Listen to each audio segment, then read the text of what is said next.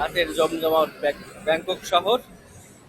এইখানে সবকিছুই চলে, যা কিছু সম্ভব, পাপের রাজ্য, যা কিছু সম্ভব সবকিছুই চলে এইখানে।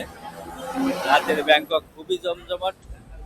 দিনের বেলা থেকে রাতের বেলায় এখানে জমজমাট বেশি, মানুষজন বেশি, মানুষের চলাচল বেশি। যা কিছু চাওয়ার থাকে একটা মানুষের, সবকিছুই পাওয়া সম্ভব এই ব্যাংককে।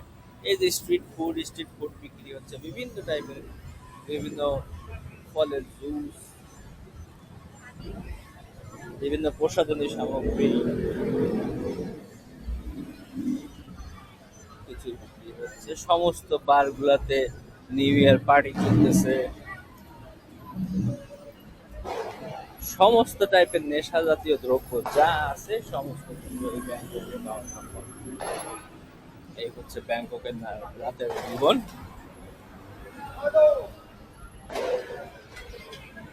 তবে এর বিপরীত চিত্রও আছে, এত জাঁক জমক ব্যাংককের বিপরীত চিত্রও আছে। এইখানেও ফুটপাতে বসে মানুষ ভিক্ষা করে, এইখানেও মানুষ ওভারব্রিজের উপরে বসে বিভিন্ন আইটেম বিক্রি করে।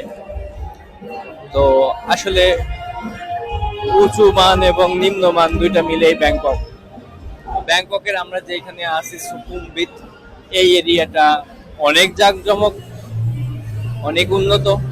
আবার ঠিক উল্টা পাশটায় যদি যাই, ঠিক ডিএমকে এয়ারপোর্টের সামনে থেকে অনেক জায়গা আছে যেগুলা এখনো আমাদের দেশের বস্তিগুলার মতো, সেরকম তার থেকেও খারাপ বলা যায়। আমাদের দেশের মানুষ তো এখন না খেয়ে থাকে না। এই যে যেমন দেখা যাচ্ছে একটা ছেলে এই ব্যাংককে বসে বসে রাস্তার উপরে বসে সে শুধুমাত্র একটা রুটি নিয়ে খাচ্ছে। দিকে মানুষজন হাজার হাজার লক্ষ লক্ষ টাকা সব ক্লাবে উড়াচ্ছে, পার্টি চলতেছে, নিউ ইয়ার পার্টি। এখানে মানুষজন অগণিত টাকা উড়াচ্ছে মানুষজন।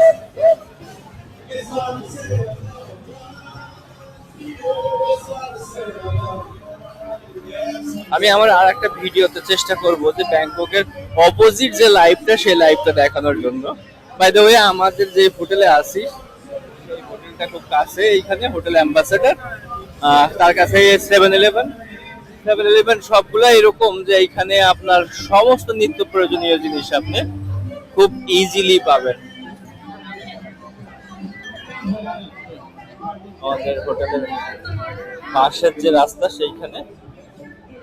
এই হোটেলটার একটা ব্যাপার হচ্ছে, এই হোটেলে প্রচুর বাঙালি এবং ইন্ডিয়ান থাকে। আপনি ইংরেজি কিংবা অন্য কোনো ভাষা না বুঝলেও এই হোটেলটাতে থাকলে শুধু বাংলা দিয়ে আপনি আপনার কমিউনিকেশন চালাই যেতে পারবেন। এই হোটেলের সামনের পার্টটা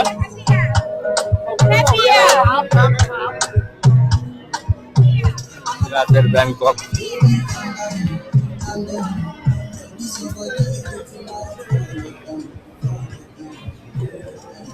হোটেল থেকে নামলেই ঠিক বাম হাতে বার্গার কিং এর একটা দোকান আছে।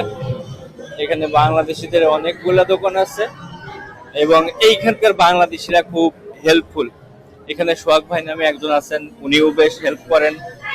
অ্যাম্বাসেডর হোটেলের ঠিক সামনে নামলেই লবি থেকে সামনে চা পাগলা নামে একটা চায়ের দোকান আছে, যদিও চা 50 বাটের নিচে কোনো চা এখানে নয়।